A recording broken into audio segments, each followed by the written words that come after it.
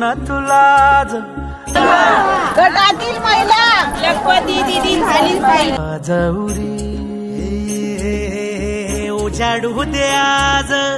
साकड हे माग होऊ दे पहाट नवी आता